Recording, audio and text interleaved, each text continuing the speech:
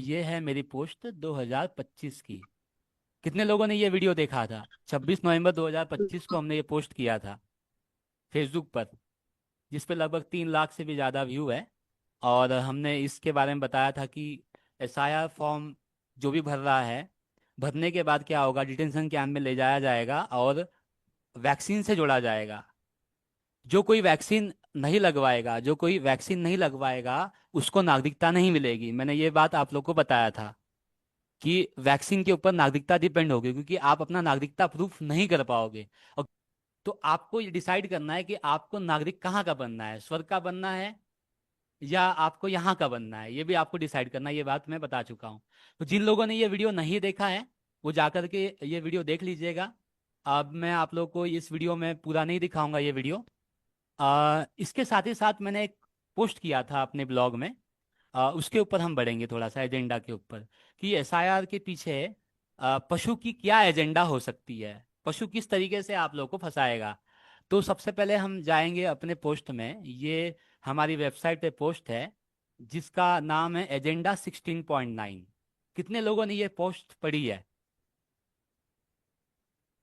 ये पोस्ट कितने लोगों ने पढ़ी है, ईमानदारी से बताइए। मैंने ये पोस्ट कब किया था? November 29, 2025। क्या आप लोगों ने ये पोस्ट पढ़ी है? नहीं। अरे ग्रुप में डालिए ना पोस्ट, कई बार तो डाली है पोस्ट ये। पढ़े हैं पढ़े हैं। पूरी पूरी पोस्ट पढ़ी है आप लोगों ने? जी जी। मतलब अगर आपने पढ़ाई नहीं की है, देखिए क्या है कि अगर आपने पढ़ाई की होती इस सब चीज की तो आपको पता चलता कि एसआईआर फॉर्म क्या है, एनआरसी क्या है, सीबीडीसी क्या है। ये सब चीजें हम इस पोस्ट में पहले ही बता चुके हैं। नवंबर 29, 2025 की ये पोस्ट है हमारी वेबसाइट पर। और आप देख सकते हैं इस पोस्ट में हमने क्या क्या कहा था, वही चीजें पूरी हो रही है। तो हमने यहाँ पे एजेंडा 16.9 के ऊपर बताया था। तो सबसे पहले एजेंडा 16.9 ये क्या चीज है? अगर आपने ब्लॉग पढ़ा होगा तो आपको समझ में आ ही गया होगा थोड़ा बहुत। अगर नहीं पढ़ा है आपने तो कोई बात नहीं, आज इस विषय पे हम चर्चा करने वाले हैं। तो सबसे पहले आपको यहाँ पे समझना पड़ेगा कि ये यूएन क्या चीज है, यूनाइटेड नेशन क्या चीज है। प्रकाशित वाक्य 13 अध्याय में जो पशु का वर्णन किया गया है, वो पशु में से एक पशु जो है वो कौन है? यूनाइटेड नेशन है और एक क्लब ऑफ रोम है। क्लब ऑफ रोम अपने इंडिया में इंस्टॉल है, कहाँ है? दिल्ली के अंदर। अभी यहाँ पे आगे थोड़ा देखते हैं यूएन एजेंडा 16.9। तो ये यूएन एजेंडा क्या है, अब इसको हम थोड़ा देखेंगे यहाँ पे। तो आपको मैंने कई बार ये चीज़ बताई है कि 2030 तक के इनका एक एजेंडा है, इसको ये पूरा करना चाहते हैं डेवलपमेंट के नाम से। अगर आप यहाँ पे देखोगे तो ये इमेज में आपको 17 गोल नजर आएंगे। ये इनके 17 गोल है जो इनको पूरा करना है किसी भी हालत में। अगर आप पहला गोल देखोगे तो पहला गोल ही बहुत डेंजरस है कि गरीब को ही मिटा दो। इस गोल के ऊपर में डॉक्यूमेंट्री है हमारे पास पूरी। हम हो सके तो संडे को जल्दी ये सब शुरू करेंगे, तो आप लोग को एजेंडा के साथ में ये पहला एजेंडा क्या है, दूसरा एजेंडा क्या है, तीसरा एजेंडा क्या है, किस तरीके से काम हो रहा है, ये सब हम आपको प्रूफ के साथ देंगे। क्योंकि ये एजेंडा समझाने में 3 से 4 घंटे लगते हैं। तो टोटल अभी इतना समय हमारे पास नहीं है, लेकिन इसमें से कुछ पॉइंट को हम बताएंगे। तो सबसे पहले आपको ये समझना होगा कि ये जो गोल है, जो सस्टेनेबल डेवलपमेंट गोल जो है, मतलब इसको कहा जाता है विकास ही विनाश है। विकास के नाम पे ये गोल लाया गया था 2015 में, जब कोरोना का आवेदन दिया गया था। उसी समय एजेंडा को रचा जा रहा था। और ये जो एजेंडा है इसके तहत ही सारा काम होना है। इसमें का जो 16.9 नंबर का जो एजेंडा है, ये वो गोल है जिसको पूरा करना चाहते हैं। लक्ष्य 16.9, 2030 तक जन्म पंजीकरण सहित सभी को कानूनी पहचान प्रदान करना। अब यहाँ पे क्या है 2030, ये 2030 का एजेंडा क्या है? तो हमने कई बार आप लोगों को बताया कि पशु का 2030 तक कुछ एजेंडा है जो 2030 तक को पूरा करना चाहता है। अब थोड़ा सा मैं आपको थोड़ा सा लेके चलता हूँ यहाँ पे पशु की ओर। उससे पहले आप प्रकाशित वाक्य 13 का 2 पढ़ लीजिए, तो आपको समझने में आसानी हो जाएगी।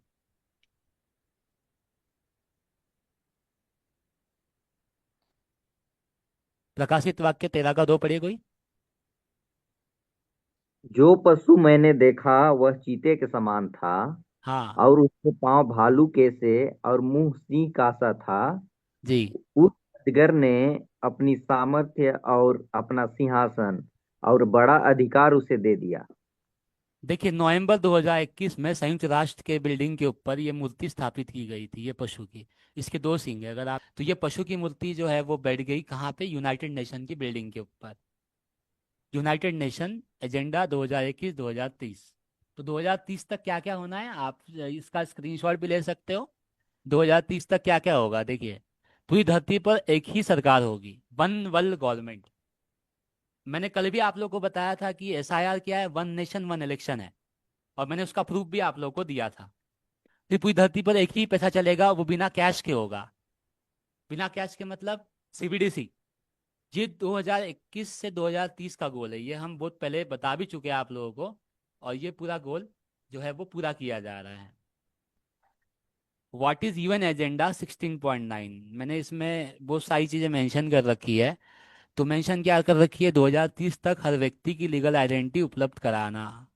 और यहाँ पे बहुत सारी चीज़ें हैं। और थोड़ा सा मैं यहाँ पे नीचे आकर के आपको बताता हूँ स्टेप वन क्या है इसका।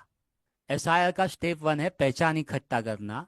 उसके बाद Aadhaar, digital birth record, face recognisation system. अभी देखिए, आपने दिल्ली में जो देखा होगा प्रोटेस्ट, तो उसमें फेस रिकॉग्नाइजेशन सिस्टम को लागू किया गया था। ये बात हमने 2025 के पोस्ट में भी बताई थी और बहुत पहले से हम बताते हुए आ रहे हैं। अब स्टेप टू क्या है, एनआरसी, एनपीआर। ये जो एनआरसी है ना, इसमें आपका पहचान केंद्रीकृत कर किया जाएगा, आपके दस्तावेज जोड़े जाएंगे। अगर आपके पास में दस्तावेज नहीं रहेंगे तो एनआरसी के तहत आपको डिटेंशन कैंप में ले जाया जाएगा। ये सब चीज़ें मैंने यहाँ पे बताई थी। यहाँ पे डिटेंशन कैंप की आपको एक मिनट तस्वीर भी नज़र आ रही होगी। राज्यों को डिटेंशन सेंटर बनाने के लिए केंद्र का निर्देश कि एनआरसी की तैयारी, ये डिटेंशन सेंटर है। आप देख सकते हो, ये यहाँ पे मैंने सारी चीज़ें बता रखी है। अब सवाल ये आता है कि एसआईआर फॉर्म जिन लोगों ने भर दिया है वो कैसे इस चंगुल से छूट सकते हैं और बच सकते हैं। तो उससे पहले आपको जो एक क्राइटेरिया है पूरा, आपार आईडी का, एसआईआर फॉर्म का, एनआरसी का, और यूएनएलआई एजेंडा का, जो कि यूनाइटेड नेशन यानी पशु का जो साम्राज्य है वो लागू करने के काम आ रहा है। क्यों ऐसा किया जा रहा है, 2002 में भी तो एसआईआर हुआ था। लेकिन जो एसआईआर हुआ था उस समय डिजिटल तरीके से ऑनलाइन नहीं जोड़ा गया था। जब भी कोई चीज ऑनलाइन हो जाती है तो वो सार्वजनिक हो जाती है। अब ये पीडीएफ है, हमारे नागपुर के अंदर सर्कुलेट हुआ, इसमें एक पॉइंट मैं आपको यहाँ दिखाऊंगा। आप देख सकते हैं, एक व्यक्ति एक वोट, एक वोट एक मूल्य। ये क्या है, ये है one nation one election, one world government. जैसे कि हमने कई बार आप लोगों को बताया है कि एक ही सरकार होगा, एक ही सब कुछ होगा। 2030 तक इनका एजेंडा है कि आपके पास जो है कुछ भी नहीं रहेगा और आप खुश रहोगे। और सब कुछ वन वर्ल्ड गवर्नमेंट के अधीन हो जाएगा। तो ये वो षड्यंत्र है, एक व्यक्ति एक वोट, और एक व्यक्ति एक वोट और एक वोट एक मूल्य। और इसमें क्या है मैं आगे चल के आपको बताऊंगा। एक फॉर्म नंबर 7 है, यहाँ पे मैं थोड़ा सा आप लोग को दिखाऊंगा इसके ऊपर। इसमें बहुत सारी चीज़ें एप्लीकेशन को लेकर के दी हुई है, लेकिन ये सब चीज़ें हम आपको नहीं बताएंगे। लेकिन यहाँ पे एक फॉर्म नंबर 7 करके है, जिसके बारे में हम आपको जानकारी देंगे कि इसके तहत क्या हो रहा है। अभी जितने लोगों के नाम कट रहे हैं वो फॉर्म नंबर 7 के अनुसार ही कट रहे हैं। फॉर्म नंबर 7, अच्छा ये देखिए, ये फॉर्म नंबर 7 का दुरुपयोग। इस विषय में आपको किसी बीएलओ ने नहीं बताया आज तक। यही चीज है जो आपको जानना बहुत जरूरी है। एसआईआर में फॉर्म नंबर 7 का दुरुपयोग किस तरीके से होता आया हुआ है और किस तरीके से आगे चल के होगा, इस विषय पे हम आप लोग को बताएंगे कुछ चीजें।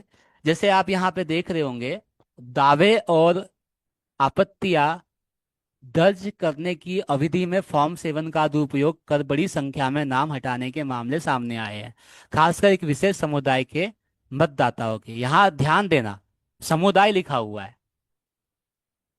अभी हमारे देश में समुदाय को लेकर के कितनी लड़ाइयाँ होती है आपको पता है, हिंदू मुस्लिम एससी एसटी ओबीसी, ये सब लोगों को लेकर के कितनी दिक्कतें होती है। तो फॉर्म नंबर 7 में कैसा है, अभी यहाँ पे जितने लोग जुड़े हुए हैं सब विश्वासी है।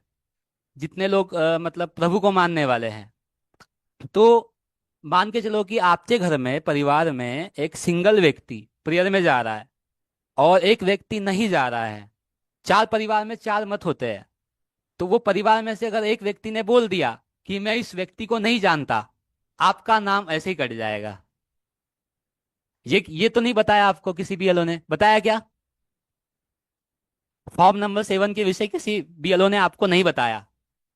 और एक पॉइंट और मैं यहाँ पे जोड़ रहा हूं, जैसे कि मान के चलो किसी पति पत्नी का तलाक हो चुका है, अलग है, और उसने मना कर दिया कि मैं इसको नहीं जानती, तो भी नाम कटा। अब सवाल ये है कि फॉर्म जिसने भर दिया है उसका नाम कटेगा, या फॉर्म जो नहीं भरा है उसका नाम कटेगा? दिक्कतें क्या होगी? नोटिस किसको आ सकता है, फॉर्म भरने वालों को या ना भरने वालों को? तो देखिए, ये जो फॉर्म जो सबमिट कर रहा है वो बीएलओ कर रहा है, लेकिन फॉर्म जो चेक कर रहा है वो एआई चेक कर रहा है। कैसे एआई चेक कर रहा है? देखिए, अभी मैं आपको एक चीज बता रहा हूं। जैसे एआई चेक करता है फॉर्म को, तो आप देखेंगे यहाँ पे क्या होता है। जैसे किसी का नाम है दीपक, तो दीपक को हम कैसे लिखते हैं? DEEPAK या DIPAK। तो जैसे किसी का नाम है दीपक चौरसिया, और एआई ने डिटेक्ट कर लिया DIPAK, जबकि उसका नाम था DEEPAK। यही दिक्कत हो रही है, और इसी के तहत जो है नाम काटा जा रहा है लोगों का।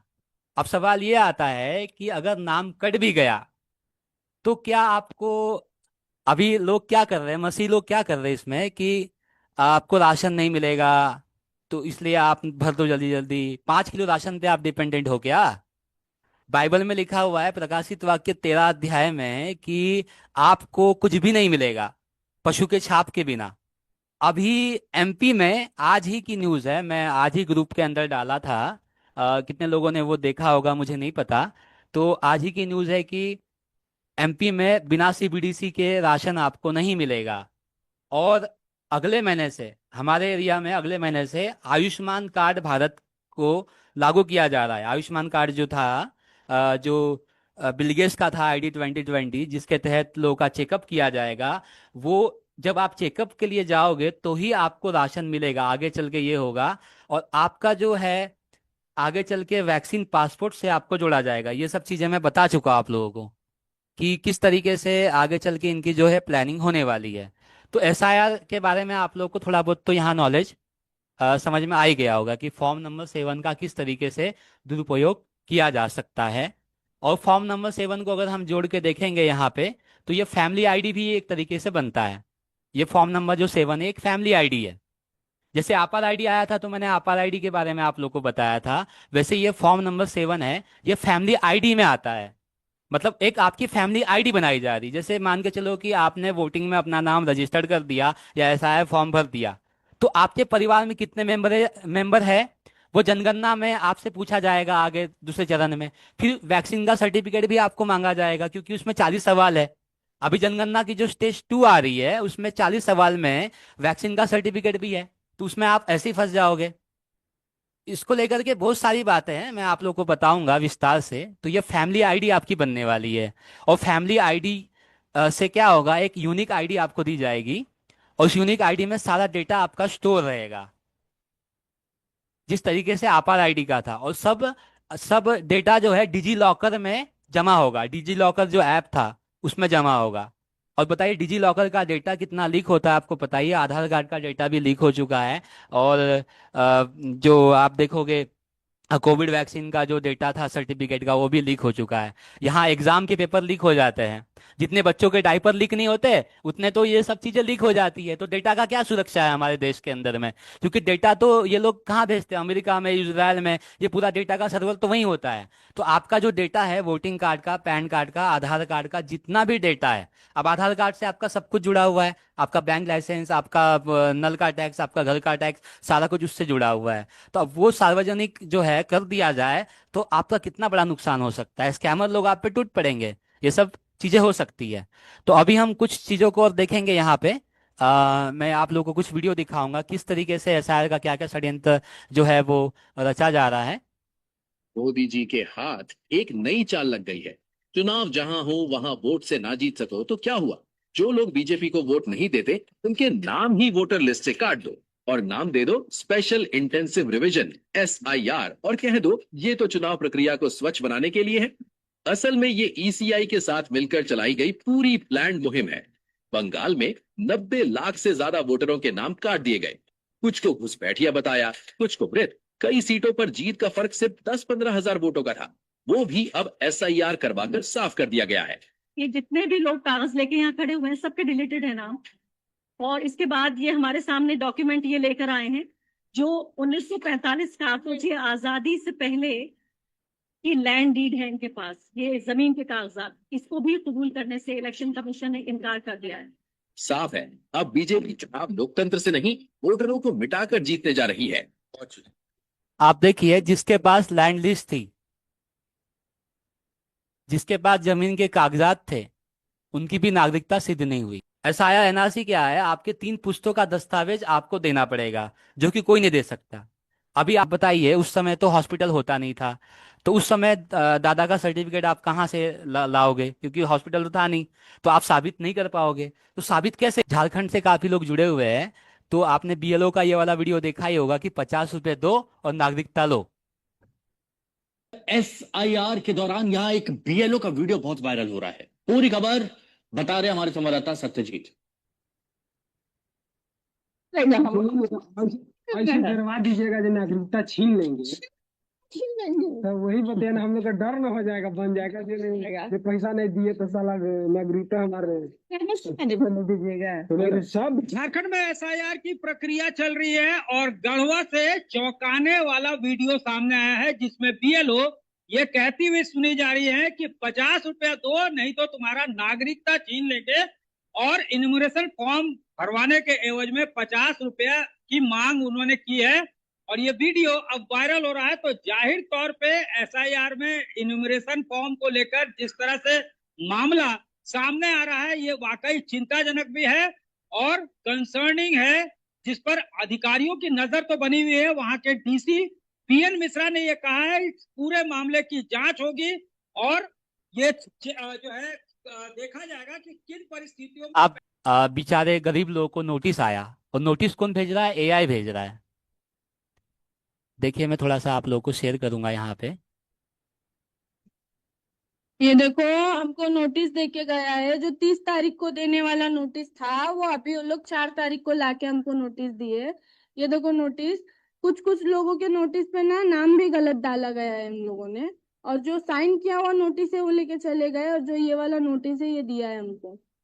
अभी बच्चे लेके हम किधर जाएंगे ये बताओ? महाराष्ट्र की जो सरकार है वो क्या कर रहे हैं? मतलब हम गरीबों को जीने का अधिकार नहीं है? हम मर जाए क्या? हम पटरी पे चले जाए, हम बच्चे लेके भूखे, एक तो पहले ही भूखे रहते, महंगाई इतनी बढ़ गई है, ऊपर से हमको बेघर किया जा रहा है यहाँ से। जिन्होंने गुनाह किया है उनको गुनाह की सजा मिलती नहीं है, और जिन जो बेगुनाह है, जिनके साथ फ्रॉड हुआ है, जिनको धोखा दिया गया है, उनको बेबाक ये लोग टॉर्चर कर रहे हैं। अब ये छोटे छोटे बच्चे लेकर हम किधर जाएंगे? हमको इधर खाने को भी पैसे के वांदे हैं, हम रूम कहाँ से लेंगे ये बता? हमारा खुद का, हमने जितना पाई पाई जोड़ के जो पैसे से हमने रूम लिया था, किसी किसी ने लोन लेके रूम लिया, जगह लिया, उनको लोन तक नहीं अभी तक।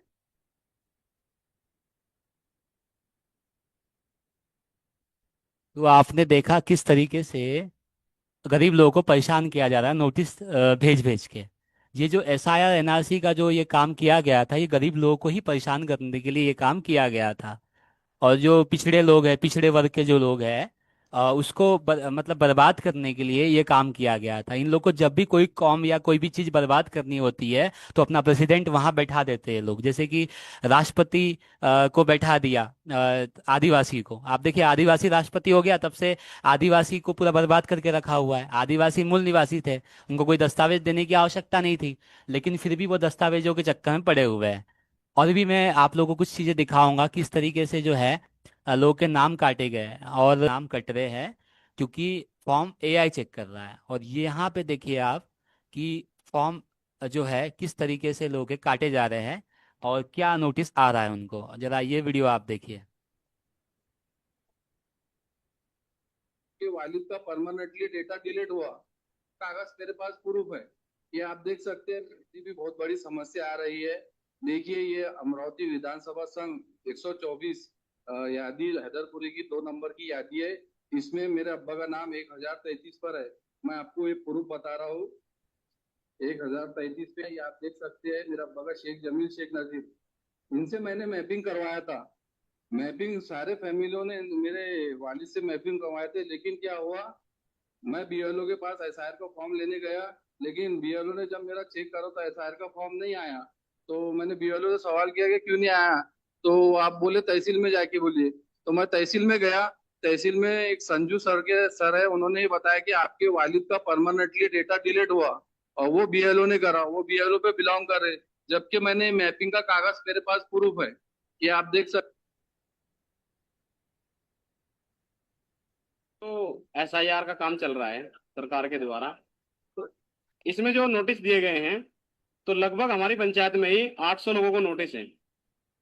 और मेरे द्वारा जब ये नोटिस देखे गए हैं तो मुझे लगता है कि ये एआई जनरेटेड है, क्योंकि 3-4 नोटिसों में लगभग लगभग एक तरह की टिप्पणी दी गई है। और मुझे ऐसा लगता है कि जब मेरे खुद के नाम में ये बताया गया कि मेरे भाई में और मुझ में 9 महीने से कम का अंतर दिखाया गया है, जबकि उसकी जन्म तिथि में और वोटर कार्ड में भी 3 साल मुझसे वो कम है, तो मुझे ऐसा लगता है कि ये एआई जनरेटेड नोटिस है। और इस वजह से काफी लोग परेशान हैं। मुझे बार बार कॉल आ रहे थे कि वकील साहब इसमें कुछ आप करो। तो फिर इसी संबंध में मैंने ये जन समस्या को देखते हुए आज प्रेस कॉन्फ्रेंस बुलाई है। आप देखिए, वकीलों के भी जो है नाम जो है वो मतलब उस लिस्ट से काट रहे हैं, या तो मिस्टेक हो। मैंने आप लोगों को बताया था कि ये फॉर्म जो है वो एआई चेक कर रहा है। और एआई क्या कर रहा है, जैसे किसी का नाम दीपक है, DEEPAK दीपक लिखा जाता है, और DIPAK भी दीपक लिखा जाता है, लेकिन एआई क्या समझ रहा है, DEEPAK। तो इसी के अनुसार जो है एआई नाम काट दे रहा है। और इसी को लेकर के यूनाइटेड नेशन ने भी, जो जिसका ये एजेंडा है एसआईआर का पूरा, उसने भी जो है वो एआई के ऊपर बात की थी। मैं अभी आपको दिखा रहा हूँ यहाँ पे UN SIR AI। देखिए, जो एजेंडा रच रहा है वो भी इसी बात को कबूल करता है। यहाँ पे आप देख सकते हो SIR न्यूज़। एक मिनट, अभी आ जाएगा। देखिए, यहाँ पे यूनाइटेड नेशन ने ये न्यूज़ डाली हुई है कि एआई यूज का एसआईआर में एआई का यूज किया जा रहा है। मैं थोड़ा सा अभी आप लोग को यहाँ पे दिखा दे रहा हूँ। देखिए, संयुक्त राष्ट्र का एजेंडा क्या है, थोड़ा सा हम यहाँ पे देखेंगे। ये वाला जो एजेंडा है किसका है, यूनाइटेड नेशन का। यूनाइटेड नेशन को हम क्या बोलते हैं, संयुक्त राष्ट्र। और संयुक्त राष्ट्र ही वो चीज़ है, मैंने आप लोग को बताया था कि संयुक्त राष्ट्र की बिल्डिंग के ऊपर पशु बैठा हुआ है। ये वाला न्यूज़ हम देख रहे थे अभी, flag AI use word deletion. तो यहाँ पे हम देखेंगे थोड़ा सा, संयुक्त राष्ट्र के विशेष प्रतिवेदकों ने एसआईआर अभ्यास में एआई के उपयोग मतदाताओं के विलोपन पर प्रकाश डाला है। किसका उपयोग किया जा रहा है, एआई का। तो एआई आपका नाम काटेगा ना, क्योंकि एआई स्पेलिंग मिस्टेक करता है। क्योंकि आप देखो, चैट जीपीटी अगर आप ओपन करते हो तो उसमें लिख के आता है कि ये स्पेलिंग मिस्टेक करता है। अगर आप व्हाट्सएप का एआई भी देखोगे तो भी स्पेलिंग मिस्टेक करता है।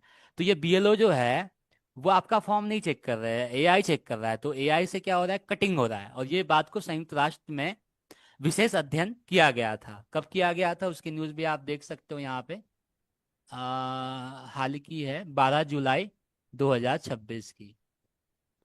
ये चीज़ें हम आप लोग को बता भी चुके हैं कि ये फॉर्म जो है एआई चेक कर रहा है, इस वजह से काफ़ी दिक्कतें आ रही है। अब थोड़ा सा हम यहाँ पे और भी कुछ चीज़ें देखते हैं। प्रशांत भूषण है, एडवोकेट प्रशांत भूषण, आप लोग नाम से इनको जानते ही होंगे। और ये इनका क्या कहना है एसआईआर के ऊपर, एनआरसी के ऊपर, सीए के ऊपर, कि ये क्यों किया जा रहा है, क्यों लाया जा रहा है।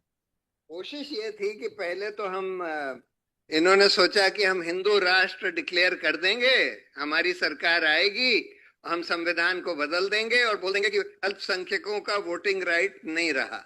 लेकिन फिर इनको रियलाइजेशन हुआ कि वो तो मूल आधार है संविधान का, उसको नहीं बदल सकते। सुप्रीम कोर्ट कई बार कह चुका है तो मूल आधार है।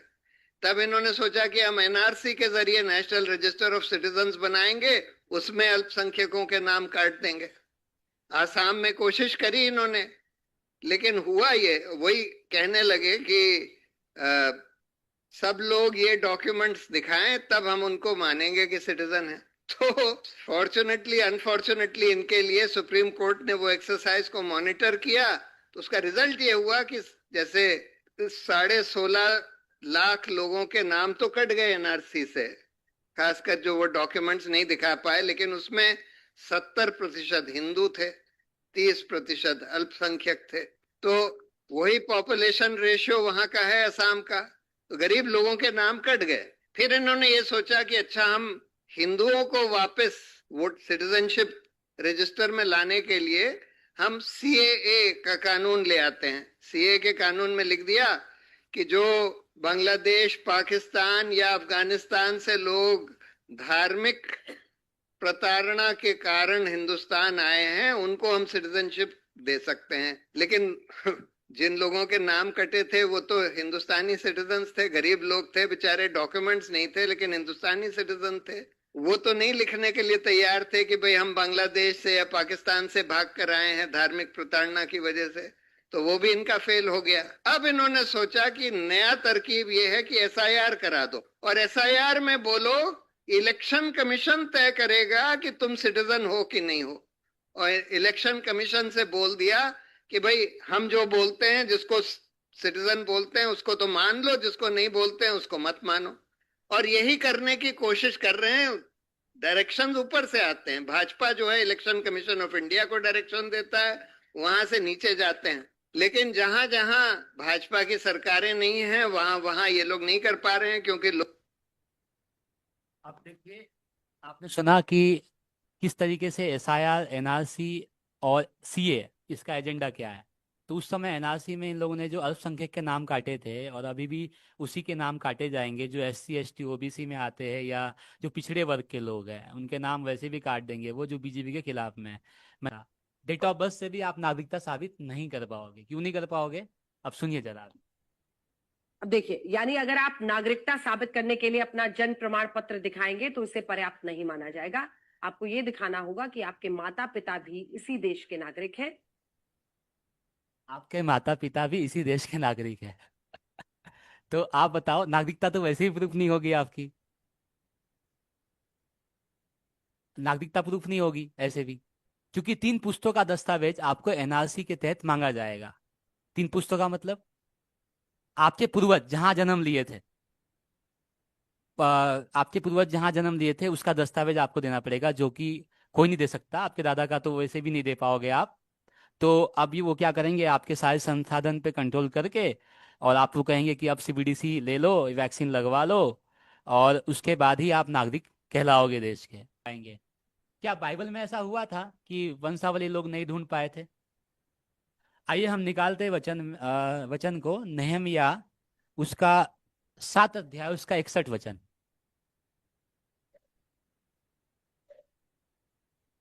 और ये वे हैं जो तेल मेलह, तेलहर्षा, करूब, अद्दोन और इम्मेर से यरूशलेम को गए, परंतु अपने अपने पितरों के घराने और वंशावली न बता सके कि इज़राइल के हैं वा नहीं।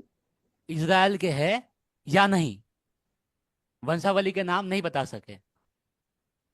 अब जो है आप कैसे प्रूव करोगे कि आप इज़राइल के हो या नहीं?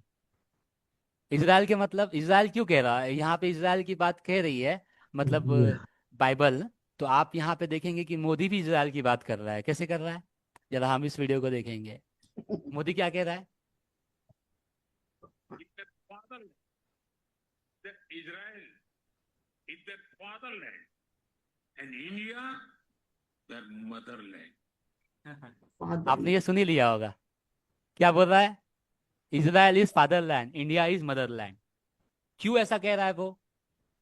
आइए इसके पीछे हम आप लोग को बताते हैं क्यों ऐसा कह रहा है। जो अभी के टाइम पे जो आप इज़राइल देख रहे हो, सारा कंट्रोल वहीं से हो रहा है। जो पशु की बात मैं आपको दिखा रहा था, इज़राइल किसकी राह देख रहा है? इज़राइल यीशु मसीह की राह नहीं देख रहा है, इज़राइल एंटी क्राइस्ट की राह देख रहा है। तीसरे मंदिर बनाने की बात बार बार करता है ना इज़राइल। क्यों करता है? क्योंकि तीसरा मंदिर किसके लिए बन रहा है? क्या यीशु मसीह के लिए बन रहा है? वो पहली बात तो बनेगा नहीं, क्योंकि मंदिर आप हो और परमेश्वर के मंदिर में सिर्फ परमेश्वर वास करता है। तो इसराइल क्या कर रहा है? जो इसराइल आप देख रहे हो, मैं कई बार आप लोगों को बता चुका, वो रॉथशाइल्ड का बनाया हुआ इसराइल है। वो इसराइल से हमारा कोई लेना देना नहीं है। परमेश्वर के यरूशलेम कौन है? हम लोग है। ये आपको समझना है। तो इसराइल इज फादरलैंड। अब मोदी बार बार कहता है, अब ये अमित शाह बार बार कह रहा है कि नागरिकता साबित करो। तो हमारा बाप तो इसराइल है इनके हिसाब से। तो जाओ इसराइल जाके हमारे दस्तावेज लेके आओ, तो हम साबित करेंगे कि हम देश के नागरिक है या नहीं है। एनपीआर के लिए भारत के हर नागरिक के पास यही उत्तर है। अब क्या उत्तर है? देखिए, मोदी को सवाल पूछा गया था कि आप देश के नागरिक हो, इसका कोई दस्तावेज दो। तो उसने क्या बोला? सेक्शन 3 के अनुसार सिटीजनशिप एक्ट 1955 के सिटीजनशिप एक्ट 1955 के सेक्शन 3 के अनुसार हम जन्म से भारत देश के नागरिक हैं। तो हमें कोई दस्तावेज देने की आवश्यकता नहीं है। मोदी ने साफ मना कर दिया। जब मोदी दस्तावेज नहीं दिखा रहा है तो हम कौन होते दस्तावेज दिखाने वाले? अमेरिका का नागरिकता लेके बैठा है महानालायक अमिताभ बच्चन, जो बार बार पोलियो की एडवर्टाइजमेंट करता है, जो पोलियो के बारे में आपको बताता है कि आपके बच्चों को 2 बूंद जरूरी है। वही पोलियो का वायरस का वैक्सीन जिसके अंदर बच्चों का बंदर का किडनी का सेल है। मैंने बताया था आप लोगों को कि बंदर का किडनी का सेल उसके अंदर मिला दिया गया है। वो महानालायक जो है अमेरिका का लेके बैठा हुआ है वीजा। उसके बाद अक्षय कुमार जो बॉलीवुड सेलिब्रिटीज है, वो कनाडा का लेके बैठा हुआ है। कोई उससे तो पूछे कि वो कहाँ का नागरिक है? क्या हम सच में विदेशी है या नहीं है? इफिसियो 2 का 19 वचन पढ़ेंगे।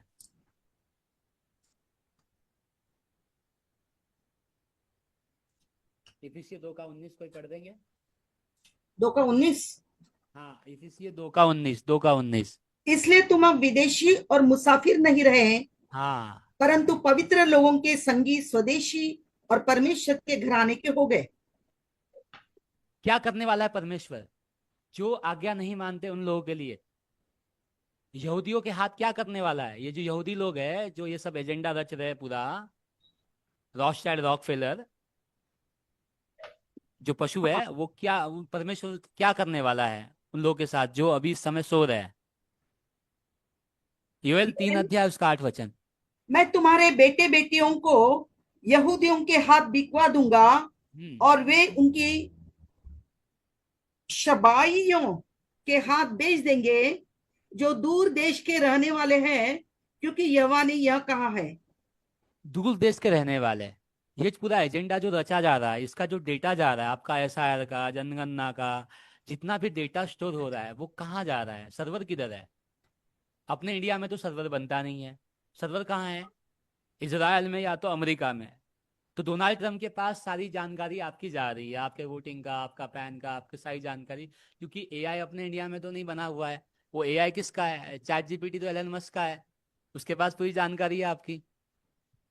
तो इस तरीके से जो है परमेश्वर ये कह रहा है कि मैं तुमको यहूदियों के हाथ बिकवा दूंगा, यहूदियों के हाथ। इसलिए यहूदी लोग कानून लेकर के आ रहे हैं, नुहाइड कानून। इसके ऊपर मैं आप लोगों को बता चुका हूँ कि नुहाइड कानून बहुत जल्दी पास होने वाला है, जिसके तहत 6 अरब लोगों को मारा जाएगा। अगर आप लोगों ने नुहाइड कानून का वीडियो नहीं देखा है तो हमारे यूट्यूब चैनल पर जाकर के आप नुहाइड कानून के ऊपर स्टडी कर सकते हैं। हमने नुहाइड कानून के ऊपर बता रखा है कि किस तरीके से 6 अरब लोगों को मारा जाएगा, मतलब नुहाइड कानून के अनुसार। नाम काटने को लेकर के बहुत सारे वीडियोज है, लेकिन आपको यह ध्यान देना होगा कि नाम किसके कट रहे हैं। अब बताइए, आपको एसआईआर एनआरसी में नाम चाहिए या जीवन की पुस्तक में नाम चाहिए? आपको इस दुनिया में नाम चाहिए या जीवन की पुस्तक में नाम चाहिए? कितने लोगों को जीवन की पुस्तक में नाम चाहिए? जीवन की पुस्तक में। जो यहाँ पे अपना नाम दर्ज करवाएगा उसका नाम जीवन की पुस्तक में से कट हो जाएगा, क्योंकि ये पशु अंक मूर्त व्यवस्था से जुड़ा हुआ है। कैसे जुड़ा हुआ है? मैं थोड़ा सा अभी आप लोग को क्लब ऑफ रोम की ओर ले चलता हूँ। यहाँ पे हम सर्च करेंगे, वेबसाइट है, ये दिल्ली में इंस्टॉल है, क्लब ऑफ रोम। अब ये क्लब ऑफ रोम क्या है? कितने लोगों को क्लब ऑफ रोम के बारे में पता है? नहीं। नहीं पता? बाइबल में 4 पशु का वर्णन किया गया है। उसमें से एक पशु जिसको हम रोमन साम्राज्य कहते हैं वो क्लब ऑफ रोम है, और वो क्लब ऑफ रोम को अपने इंडिया के अंदर में इंस्टॉल पहले ही कर दिया गया है। किस तरीके से? आपने न्यू दिल्ली का पार्लियामेंट अगर देखा होगा तो उसमें जो लोगो है वो ट्रायंगल शेप में बना हुआ है, जो कि इल्यूमिनेटी का लोगो बनता है। उसके बाद वहां नटराज की मूर्ति है। उसके बाद वहां बाल की भी मूर्ति स्थापित कर दी गई है। वो कब की थी? अभी मैं आप लोगों को क्लब ऑफ रोम के विषय कुछ चीजें बताना चाहता हूँ। देखिए, क्लब ऑफ रोम के आगे अगर आप यहाँ पे विश्व लिखोगे तो यहाँ पे निकल के आ जाएगा बाइबल के अनुसार ये कौन सा पशु है। ठीक है, इसका कब उद्घाटन हुआ था आप देख सकते हो। क्लब ऑफ रोम विश्व एक संबंध निम्नलिखित में से है। अगर मैं आपको इमेज दिखाऊं यहाँ पे, तो ये क्लब ऑफ रोम की ये मूर्ति भी है, आप देख सकते हो। ठीक है, और ये उसका पूरा साम्राज्य है जिसको हम मतलब क्लब ऑफ रोम बोलते हैं। ये यहाँ पे 10 किंगडम भी है इसके। मैं थोड़ा झूम करके आपको दिखा रहा हूँ। हो रहा है झूम। हाँ, ये देखिए, ये 10 राज्य हैं जो क्लब ऑफ रोम में आते हैं। थोड़ा सा ये क्लियर इमेज नहीं है इसकी, मेरे पास क्लियर इमेज भी थी। तो ये ही वो पशु राष्ट्र है जिसको क्लब ऑफ रोम कहा जाता है। इसमें 10 राज्य आते हैं टोटल। उसमें क्लब ऑफ रोम भी एक है, क्लब ऑफ रोम भी एक ही है उसमें।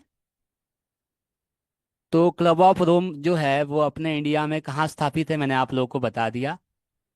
अब बताइए, क्या पशु की बात हम लोग को माननी चाहिए या नहीं माननी चाहिए बाइबल के अनुसार? क्योंकि प्रकाशित वाक्य में लिखा हुआ है पशु के मूर्ति की पूजा भी नहीं करनी है आपको। तो ये पशु की मूर्ति तो बैठ गई ना। और बाइबल में दानियल ने चौथे राज्य के विषय बताया था। और चौथा पशु जो है उसके अनुसार आप देख सकते हो कौन कौन है इसमें चौथे पशु में। भारत, ब्राजील, जर्मनी और जापान, जिसको हम G4 कंट्री कहते हैं। ध्यान देना, ये जी जहां पे लग गया वो गे का जी होता है। गे ना तो पुरुष है ना तो वो स्त्री है, मतलब छक्के लोग। आपने देखा होगा ना, अभी छक्के लोग नरेंद्र मोदी का मंदिर बना रहे हैं बिहार में, पटना में। उसको मंजूरी मिल गई है, PM मोदी का मंदिर बन रहा है। तो पशु की पूजा हो रही ना। तो ये G4 कंट्री में भारत, ब्राजील, जर्मनी और जापान का गठबंधन हुआ है। ये G4 राष्ट्र है। अगर आप G10 देखोगे तो वहां पे 10 कंट्री आ जाएगी, वही 10 राज्य जो बाइबल में प्रकाशित वाक्य में वर्णित किए हुए हैं। यहाँ पे आप सर्च कर लो G10 कंट्री, वो 10 राज्य है। इसमें ये 10 राज्य पशु वाले 10 राज्य, जिसमें पशु बैठा हुआ है। Belgium, Canada, France, Germany, Italy, Japan, Netherlands, Sweden और संयुक्त राज्य अमेरिका। अमेरिका के विषय में पहले ही बता चुका हूँ कि अमेरिका के बिल्डिंग के ऊपर क्या बैठा हुआ है 2021 में, जब कोरोना का खेल चल रहा था। ये चीज़ों में हम नहीं जाएंगे अब।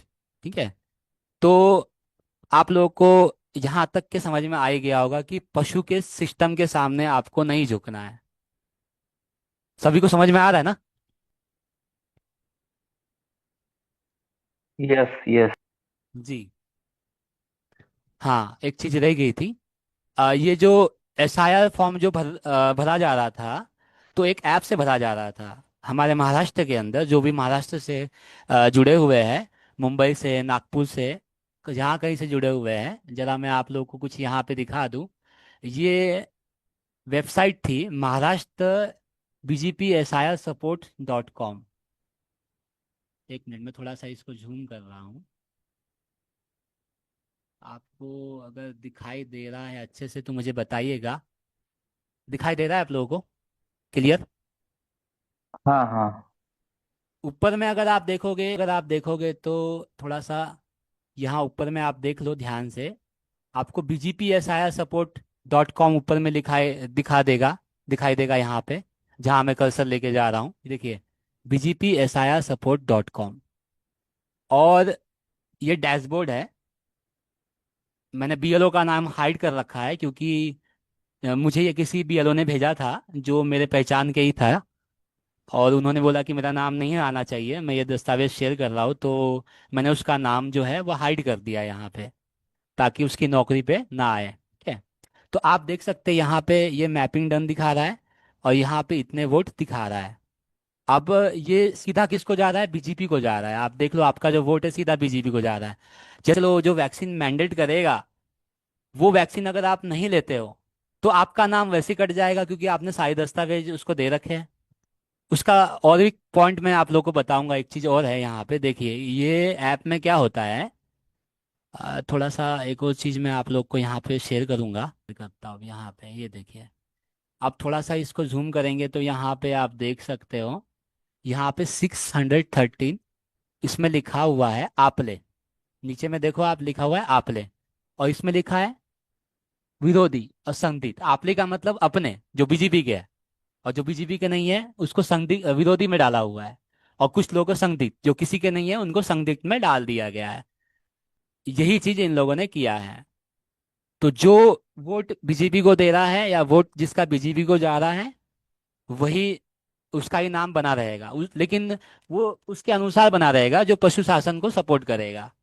तो आपको ये डिसाइड करना होगा कि आपका नाम जीवन की पुस्तक में चाहिए या ये सब चीज़ों में चाहिए, राशन में और ये सब मतलब जो नागरिकता में।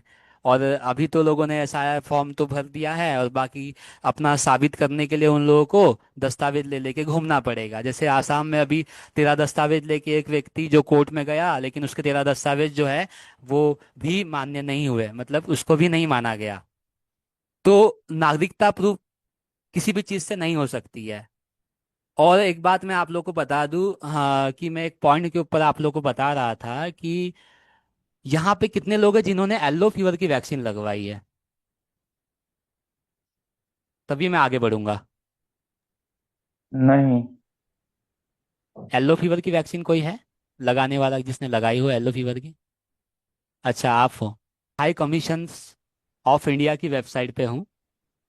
यदि आप मतलब कहीं यात्रा करते हैं, अभी तो फिलहाल ये जो मैं दिखा रहा हूँ आप लोगों को, वो बाहर से जो इंडिया में आ रहे हैं, ओसीआई कार्ड का जो रजिस्ट्रेशन लेते हैं, और जो यात्री जो यहाँ पे आ रहे हैं उनके लिए भारत की यात्रा के लिए पीत ज्वर का टीका अनिवार्य है।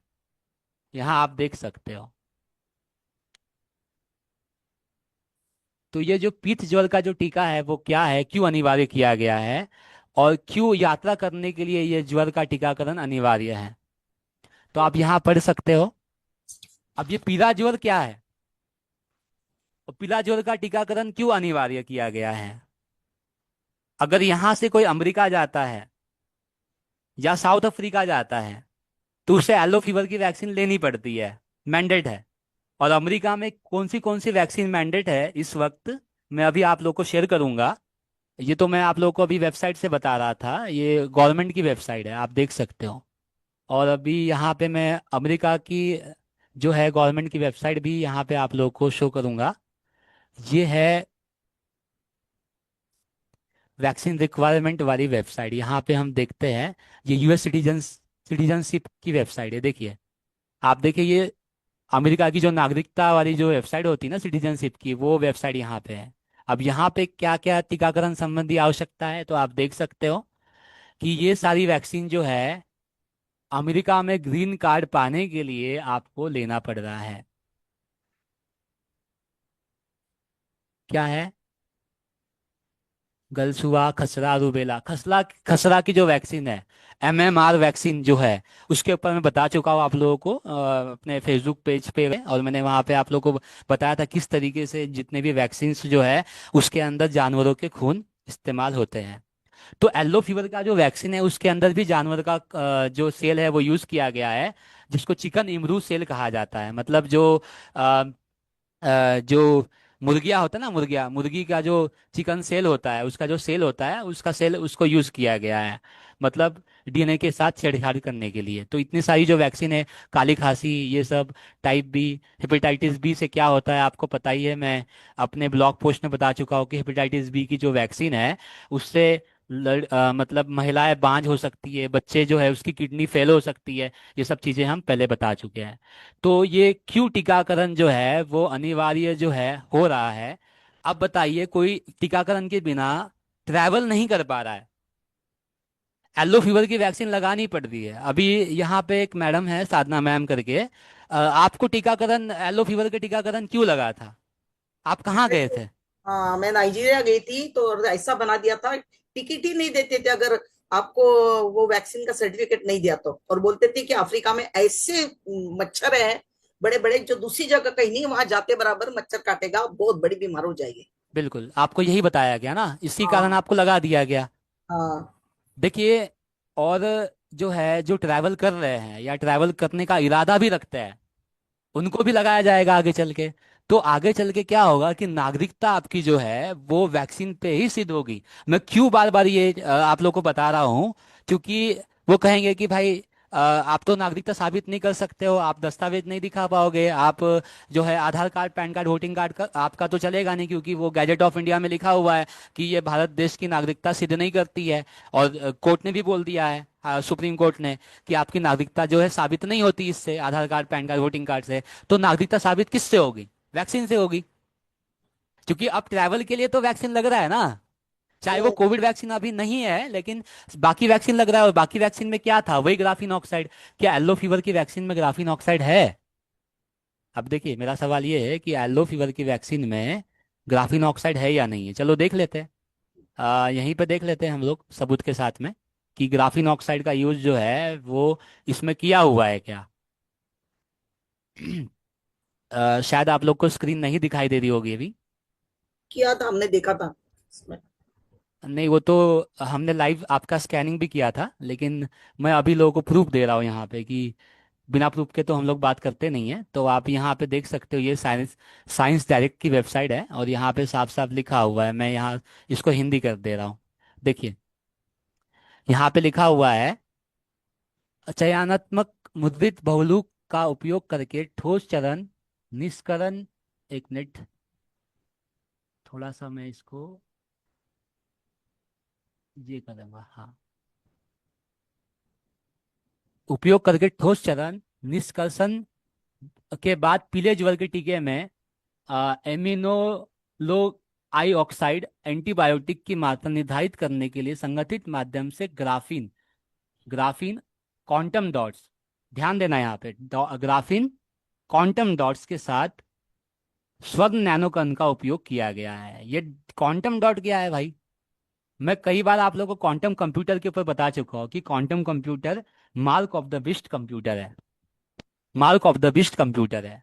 ये क्वांटम डॉट कंप्यूटर से आप लोग को जोड़ा जा रहा है। ये क्वांटम डॉट कंप्यूटर कितना बड़ा होता है, इसको अगर आप गूगल पे ही करके देख लो। जो चीज़ें मैं आप लोग को बता रहा हूँ ये साइंस डायरेक्ट की वेबसाइट पे है, जो कि साइंस के लिए काफ़ी मानी जाती है। और यहाँ पे काफ़ी अच्छी रिसर्च जो है वो साइंटिस्ट लोग खुद करते हैं। तो यहाँ पे इन लोगों ने डाल रखा है कि ये जो येलो फीवर की जो वैक्सीन है इसके अंदर ग्राफीन ऑक्साइड का यूज़ हम लोगों ने किया है। आप लोग को ये लोग आगे चल के बोलेंगे ग्राफीन ऑक्साइड का यूज हम लोग जो है इंसान की मदद करने के लिए कर रहे हैं, क्योंकि नैनो पार्टिकल्स जो है आपके दर्द को कम करता है, ये आपको कहा जाएगा आगे चल के। लेकिन वो ये नहीं बताएंगे कि नैनो पार्टिकल को क्वांटम कंप्यूटर से जोड़ के वो अपने हिसाब से चला सकते हैं, जिस तरीके से कोविड वैक्सीन में वो लोग चला रहे थे। तो जितने भी वैक्सीन है वो mRNA वैक्सीन है, और जो mRNA वैक्सीन है उनके अंदर नैनो पार्टिकल्स होते ही है। थोड़ा सा मैं अभी आप लोग को और एक चीज बता देता हूँ कि येलो फीवर के अंदर चिकन इम्यूनो सेल भी है, ये आप देख सकते हो। उसके अंदर में लाइव एक वायरस डाला गया है। देखिए, वायरस आपके शरीर के अंदर नहीं जाता, मैंने आप लोग को पहले ही बताया था। तो ये एक जीवित कमजोर वायरस जो है उसको डाल दिया गया है चिकन अंडे के प्रोटीन के द्वारा। मतलब जो ये पीला ज्वर आपको होगा नहीं, लेकिन आप पीला ज्वर की अगर वैक्सीन लेते हो तो इसका वायरस आपके शरीर के अंदर एक्टिवेट कर दिया जाएगा, क्योंकि इसके अंदर वायरस मौजूद है। और इसमें क्या है, ये प्रोटीन के नाम से वायरस को देते हैं। मैं कई बार आप लोगों को बता चुका हूँ कि प्रोटीन के नाम से ये लोग आपके बॉडी में वायरस इंजेक्ट करते हैं। वायरस जो है वो अपने आप होस्ट नहीं कर सकता, क्योंकि वो लिविंग थिंग में नहीं आता है, ना लिविंग में है ना नॉन लिविंग में है।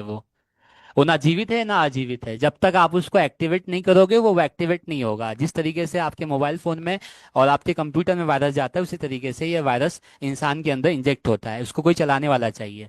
तो यहाँ पे आप देख सकते हो चिकन अंडे के प्रोटीन का जो वायरस है उसके अंदर इंजेक्ट किया हुआ है। अब ये पहले इन लोगों ने क्या किया बर्ड फ्लू वाले मामले में। बर्ड फ्लू में क्या किया इन लोगों ने, आपने देखा होगा जब बर्ड फ्लू आया था, थी मुर्गे या मुर्गिया, तो उनको भी टीकाकरण किया गया था। वही टीकाकरण वाला जो सेल है आपके बॉडी के अंदर येलो फीवर की वैक्सीन में डाला जाएगा, और उसके बाद में वही ग्राफीन दोबारा आपके बॉडी में आ जाएगा। और नैनो पार्टिकल का यूज तो उन लोगों ने उस वैक्सीन में भी किया था, इस वैक्सीन में भी किया है। और नागरिकता के नाम पे या ट्रैवल के नाम पे वो ये सब चीज करेंगे। येलो फीवर ही नहीं है, मैंने आपको वैक्सीन की लिस्ट वहां दिखा दी थी, तो उसमें बहुत सारी वैक्सीन कवर अप होगी। कोई भी किसी भी प्रकार का वैक्सीन आपको नहीं लगवाना है, भले नहीं जाने दे तो नहीं जाने दे। ट्रैवल करना जरूरी है या जिंदगी बचाना जरूरी है, तो ये भी आप लोग को तय करना होगा। आगे चल के आप जब बिल पास होगा तो आप कहीं यात्रा नहीं कर पाओगे, यात्रा ठप हो जाएगी। इसलिए बाइबल में लिखा हुआ है कि जब उजाड़ने वाली घृत वस्तु दिखाई दे तो तुम बाहर ना जाना। जी हाँ। इसलिए आपको ये बात ध्यान रखनी है कि जब उजाड़ने वाली घृत वस्तु हर जगह दिखाई दे, हर जगह वैक्सीन वैक्सीन की बात चल रही हो, तो समझ जाना कि उजाड़ने वाली घृत वस्तु आ रही है। क्योंकि इनका टारगेट तीसरा मंदिर नहीं था। तीसरा मंदिर के विषय जो आजकल प्रचार चलता है कि तीसरा मंदिर बनेगा और जो है एंटी क्राइस्ट आएगा, उसके बाद वन वर्ल्ड गवर्नमेंट लागू होगा, तो मैं आप लोग को ये बता दूं कि वन वर्ल्ड गवर्नमेंट पहले ही लागू हो चुका है। वन वर्ल्ड गवर्नमेंट कब लागू हुआ? जब नोहाइड कानून लागू हुआ था 2019 में। उसके तहत आप लोग को एक एटीएम कार्ड दिया गया था 2019 में। कितने लोगों के पास रुपए का डेबिट कार्ड है? वो क्या है? One nation one ID card है। 2019 में कैसे लागू हो गया? कोई ये तो बताए कि 2019 में वन नेशन वन कार्ड कैसे आया। अभी मैं थोड़ा सा आप लोगों को दिखा रहा हूँ। जो लोग ये भूल में हैं कि हम वन वर्ल्ड गवर्नमेंट के शासन में अभी नहीं है, वो भूल है उनकी। दिल्ली प्रोटेस्ट में आप क्या हुआ आपने देखा ही होगा, किस तरीके से फेशियल स्कैन किया गया, वो बच्चों का फेस के थ्रू स्कैन किया गया। वो स्कैनिंग टेक्नोलॉजी आई कहाँ से और कब लाई गई थी? वो बड़े बड़े शहरों में फेस स्कैन होता है, ये टेक्नोलॉजी आई कहाँ से? तो वो mark of the beast technology तो है अपने इंडिया में, तो कब से है वो। अभी मैं आप लोग को डेबिट कार्ड दिखाता हूँ, one nation one debit card. देखिए अभी आप लोग को यहाँ दिखा देता हूँ, वन नेशन वन कार्ड। ठीक है, ये वेबसाइट भी खुल गई इसकी, और यहाँ पे इंडिया में ऑलरेडी ये पेमेंट होता आया हुआ है। एक राष्ट्र एक कार्ड, भारत में घरेलू भुगतान कार्ड को बढ़ावा देना। ये 2019 की न्यूज़ है, ये आप देख सकते हो। और वो कौन सा कार्ड है? One nation one card. तो वो आपके पास में अभी भी है, जिसको हम रुपए का कार्ड कहते हैं। रुपए का कार्ड, रुपए कार्ड, ये वन नेशन वन कार्ड है जिसके ऊपर रुपए लिखा हुआ है, RUPAY। तो क्या आपके हाथ में रुपए का डेबिट कार्ड नहीं है जिससे आप ट्रांजेक्शन कर रहे हो? पशु के शासन में हो कि नहीं आप? कौन कह सकता है कि पशु के शासन में हम नहीं है? 2019 जब कोरोना वायरस का खेल चल रहा था, तभी से पशु सिस्टम को लागू कर दिया गया है। आप ये नहीं बोल सकती कि पशु सिस्टम में हम लोग नहीं है, और ये पशु सिस्टम के द्वारा ही आप लेन देन कर रहे हो। तो ये कोई बोल ही नहीं सकता कि पशु की सिस्टम नहीं आया है। और 2019 जब कोरोना वायरस आया था, पशु सिस्टम को जानबूझ के आपके ऊपर थोपा गया था, और उसी के तहत सारे एजेंडा चलाया गया है, जिसको हम एजेंडा 2030 कहते हैं। 2030 तक उनका एजेंडा है। 2019 से लेके अगर आप रिकॉर्ड निकाल के देखोगे 2026 तक कितने लोग टपक चुके हैं आपको नहीं पता। एक तिहाई है ये कठिन रास्ता, संभल संभल के चल, भटके न ये मन तेरा, संभल संभल के चल। दोष लगेंगे तुझ पर झूठे, तेरे खिलाफ होगी बातें बहुत सी, गिर जाए गड़े फिर तू उठना, गिर जाए गड़े फिर तू उठना, आएगी अजमाइशें बहुत सी, यीशु से करना दुआ, संभल संभल के चल, यीशु से करना दुआ, संभल संभल के चल।